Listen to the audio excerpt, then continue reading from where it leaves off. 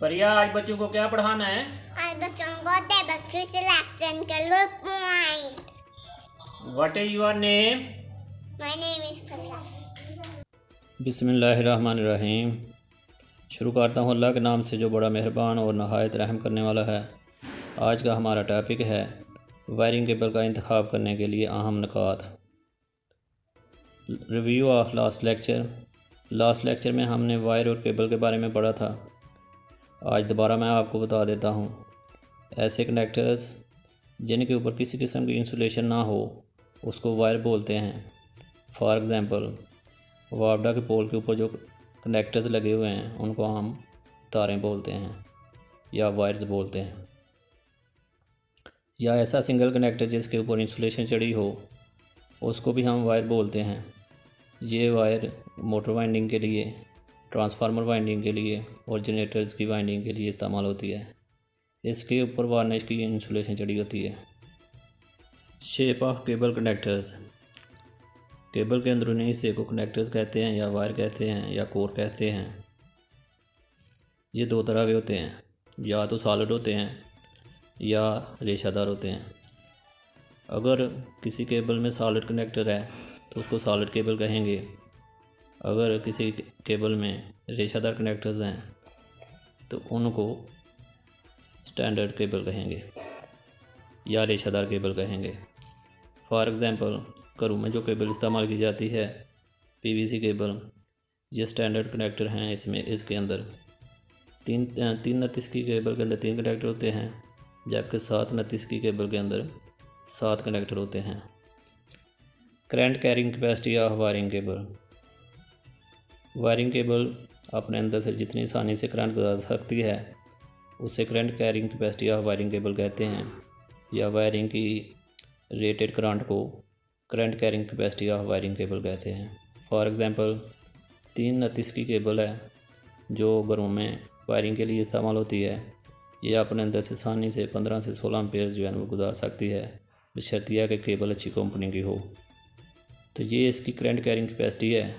तो current carrying capacity जो है वो हर कंपनी की जो है वो डिफरेंट हो सकती है, 19-20 का फ़र्क होता है।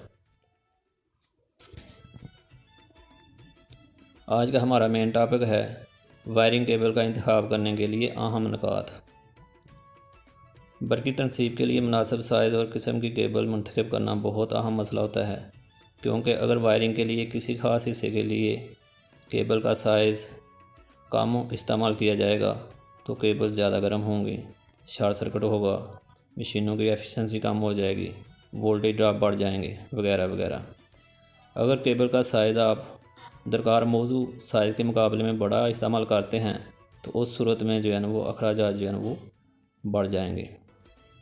सबसे पहले लोड करंट की मकदार। पहला नुक्ता जो है वो ये है लोड करंट। वायरिंग के किसी खास हिस्से के लिए केबल का साइज़ मालूम करने के लिए सबसे बुनियादी चीज़ उस हिस्से की लोड करंट का मालूम करना होता है। उस हिस्से की लोड करंट आप फार्मूला लगा के मालूम कर सकते हैं, I=P/I। आप उस हिस्से की पावर मालूम कर लें, यानी कि लोड मालूम कर लें कितना है। अगर लोड 1000 है तो 1000 को वोल्टेज से डिवाइड कर दें तो आपकी लोड करंट निकल आएगी। तीसरा पॉइंट है वायरिंग की किस्म। वायरिंग की किस्म भी केबल्स की करंट गुजारने की सलाहियत पर असरअंदाज होती है। इसलिए केबल का एक साइज़ जो एक किस्म की वायरिंग के लिए मौजू होता है दूसरी वायरिंग की किस्म के लिए उतने ही लोड के लिए गैर मौजू हो जाता है। मिसाल के तौर पर, वायरिंग की ऐसी किस्म जिसमें तारों को हवा लगने से वो ठंडी होती रहती हैं, मसलन बैटन वायरिंग, इसमें कम साइज़ की केबल इस्तेमाल हो सकती है। लेकिन अगर आप वहाँ पर पीवीसी कंड्यूट वायरिंग करते हैं तो वहाँ पर जो है वो ये केबल इस्तेमाल नहीं होगी, क्योंकि पीवीसी कंड्यूट वायरिंग में केबल्स को हवा नहीं लगती और उनका टेम्परेचर जो है ना वो बढ़ जाता है। टेम्परेचर बढ़ने की वजह से केबल में करंट कैरिंग कैपेसिटी जो है वो कम हो जाती है, यानी कि उनकी रेटेड करंट जो है ना वो कम हो जाती है। वो कम अपने अंदर से कम करंट गुजार सकती हैं। तीसरा पॉइंट है इंसुलेशन की किस्म। केबल का साइज़ मुंतखब करते वक्त केबल पर इस्तेमाल होने वाली इंसुलेशन की किस्म को भी मद्देनज़र रखना पड़ता है, क्योंकि बाद किस्म की इंसुलेशन में से वायर में पैदा होने वाली हरारत आसानी से खारिज हो जाती है और बाद में आसानी से खारिज नहीं होती। इसके अलावा इंसुलेशन की मोटाई भी केबल की करंट की गुंजाइश में कमी का बायस बनती है। नंबर 4, इर्द गिर्द का टेम्परेचर। वायरिंग केबल की करंट गुजारने की सलाहियत को मोमन टेबल्स में 30 डिग्री सेंटीग्रेड के लिहाज से बयान किया जाता है। अगर केबल को ऐसी जगह इस्तेमाल किया जाए जिस जगह टेम्परेचर 30 डिग्री सेंटीग्रेड से ज़्यादा हो तो फिर इसकी करंट गुजारने की सलाहियत कम हो जाती है। Number 5, nature of work. Cable जिस जगह इस्तेमाल होनी है वहाँ काम की नौयत और माहौल को भी देखना पड़ता है। मिसाल के तौर पर जिस जगह तेल, ग्रीस और कीमियाई असरात हों वहाँ रबड़ की बजाय पीवीसी केबल इस्तेमाल की जाती है, और जिस जगह आग लगने का ख़तरा हो वहाँ पर आप पीवीसी केबल इस्तेमाल नहीं कर सकते, और जिस जगह पर मैकेनिकल चोट का ख़तरा हो वहाँ पर आप आर्मर्ड केबल इस्तेमाल कर सकते हैं। नंबर 6, बंचिंग या तारों को इकट्ठा डालना या केबल्स को इकट्ठा डालना। फेज़ और न्यूट्रल तारों को अलग अलग धाती कंड्यूट में गुजारने की बजाय एक ही कंड्यूट में जो है ना वो डाल दिया जाता है, क्योंकि इससे कंड्यूट की जो है ना वो कॉस्ट कम हो जाती है। कंड्यूट कम लगेगा और कंड्यूट जो है ना वो उसकी कॉस्ट भी कम होगी। अगर आप इकट्ठा डालेंगे तो केबल की करंट कैरिंग कैपेसिटी जो है ना वो इससे कम हो जाती है। Number 7, voltage drop. हर केबल के कनेक्टर की कुछ ना कुछ रेजिस्टेंस ज़रूर होती है जिस वजह से वोल्टेज ड्रॉप होते हैं।